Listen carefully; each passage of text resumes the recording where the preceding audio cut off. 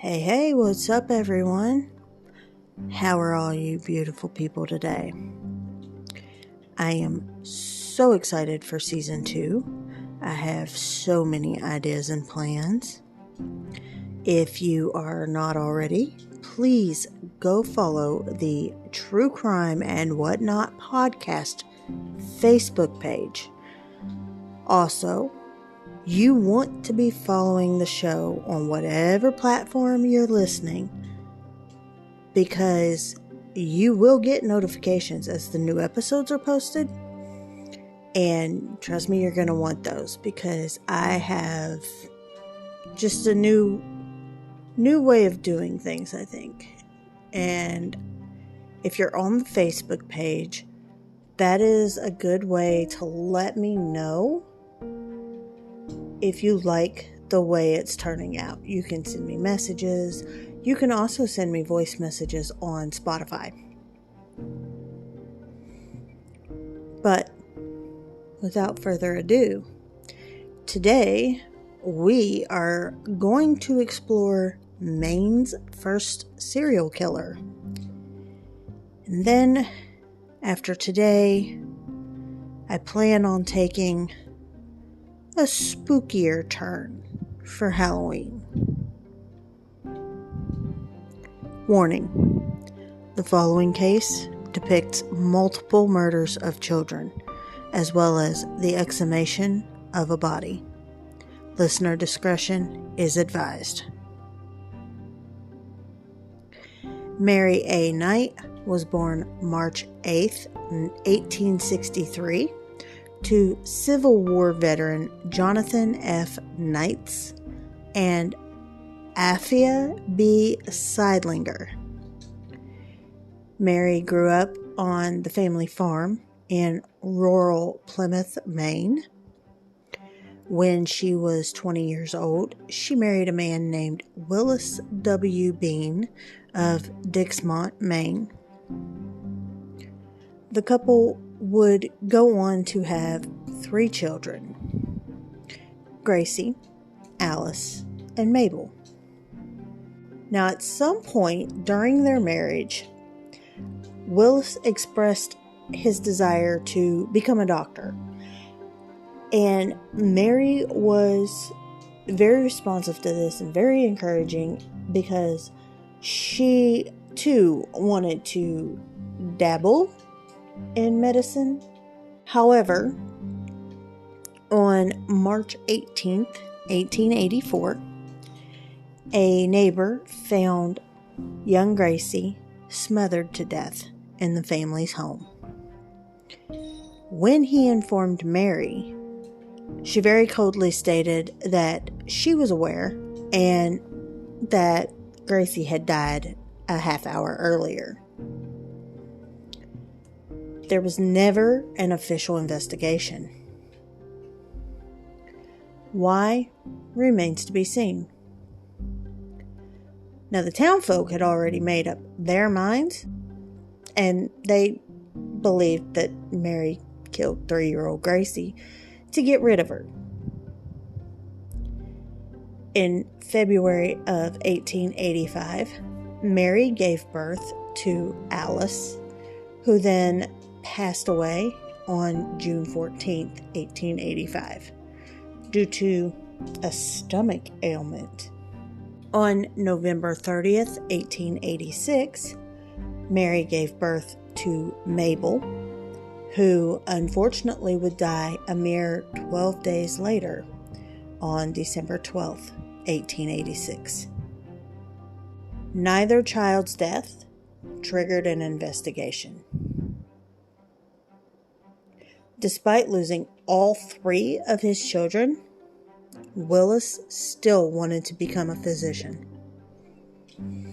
Now, I think that it's perfectly normal in this situation, because I feel like it would fuel the need to know what happened to the children. So Willis enrolled in an institute that sold diplomas for a whopping $25. I say whopping because that would translate now to $725.91. I don't know about any of you, but I don't have an extra $700 just lying around. Back to the case. It would turn out this institution was a fraud.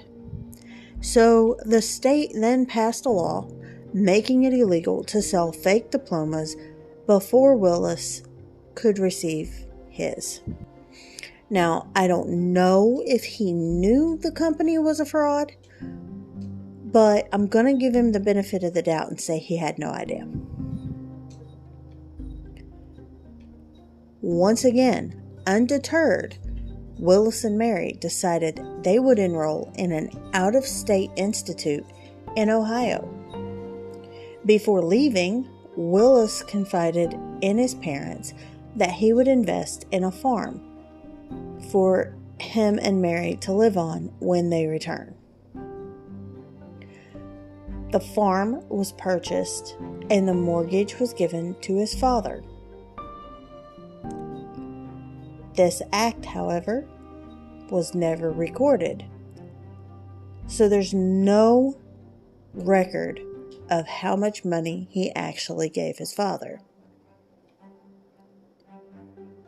After borrowing $200, which is the equivalent to $5,278.33 now, the couple headed to Ohio. On January 6th, 1888, his parents received a letter stating that Willis had died mysteriously after coming down with a stomach ailment similar to his daughter's.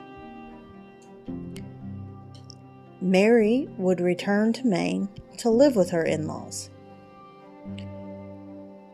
However, soon after her return, that mortgage that Willis handed his father disappeared.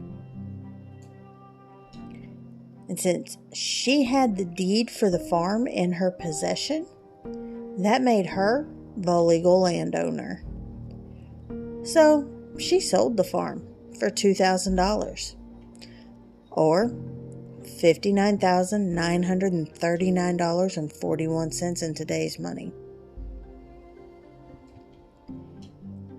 Shortly after the sale of the farm, Mary went on to marry George H. Taylor, who was a laborer at the Lewiston Mills. He would pass away 4 days after they moved to Lewiston due to acute stomach pains. Now, Mr. Taylor belonged to the Independent Order of Odd Fellows, and it was believed that he had a life insurance policy. However, due to unpaid dues, his policy was void. And just so you know, I did look them up. It is a legit group, very similar to the Freemasons. They've been around in the U.S. officially since 1819. And they were very big on friendships and being there for each other. So many of the well-meaning members contributed to a fund that was worth several hundreds of dollars. And it was given to the seemingly grieving widow. A few short months later, Mary married Elias Cowan, who was a widower with an 8-year-old son.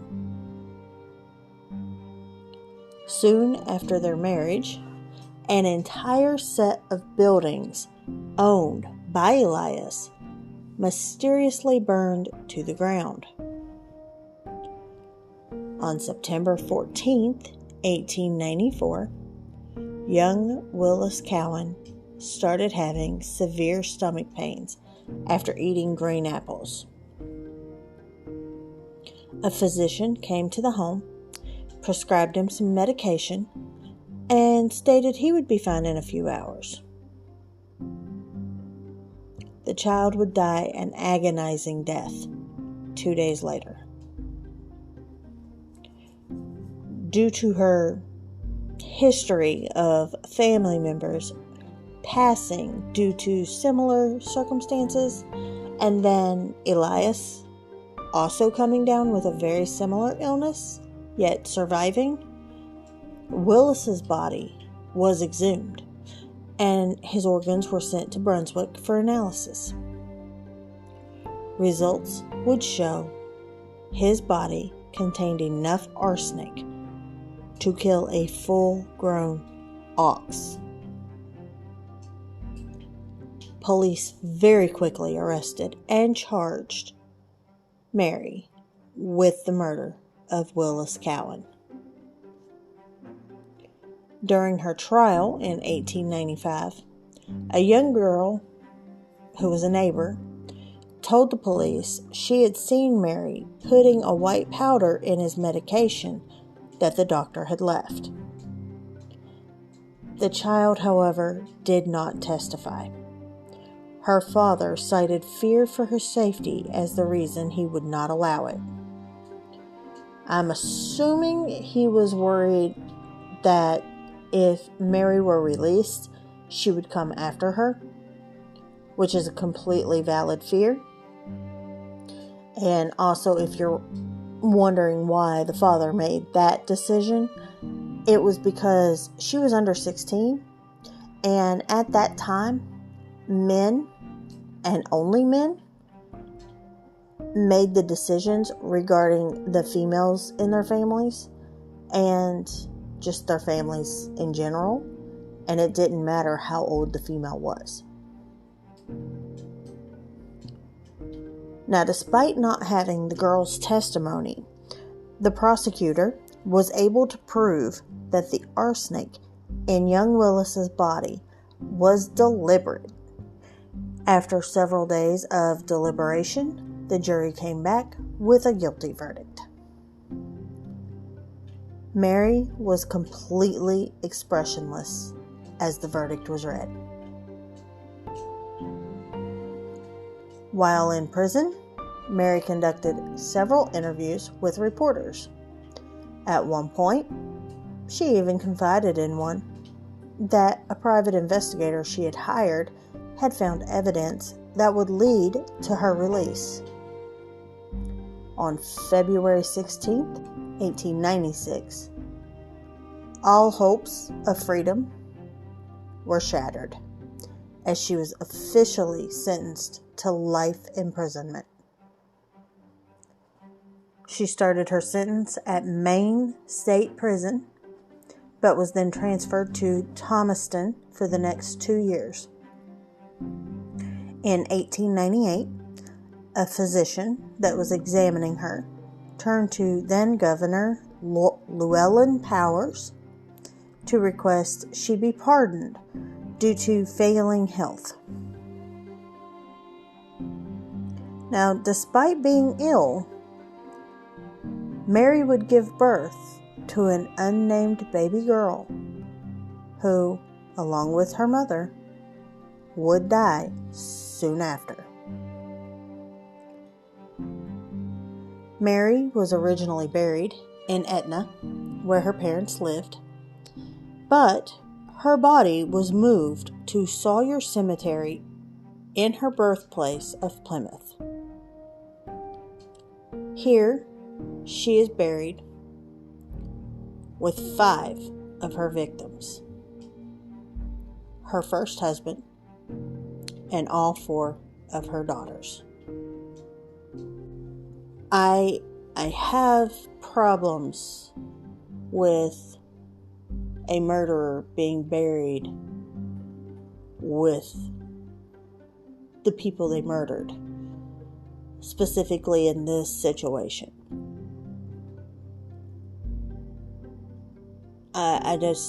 I feel like that's disrespectful to the people that were killed. I could be wrong, but that is my opinion. But it just seems wrong. But that is the story of Maine's first serial killer, Mary Cowan. This ended up being so much more interesting than I originally thought it would. And going by the timelines, not only is she Maine's first serial killer, but she may very well be the very first female serial killer in the United States. I'm curious what you guys think, though. Why didn't anyone open an investigation into any of the other deaths, specifically the kids? I mean, there were way too many similarities not to. And nowadays, they would connect those dots real quick. So I just don't understand, especially with little Gracie. Why didn't they investigate that? If you know that she was smothered, how would you just let that go and have a good conscience? It just doesn't make sense to me.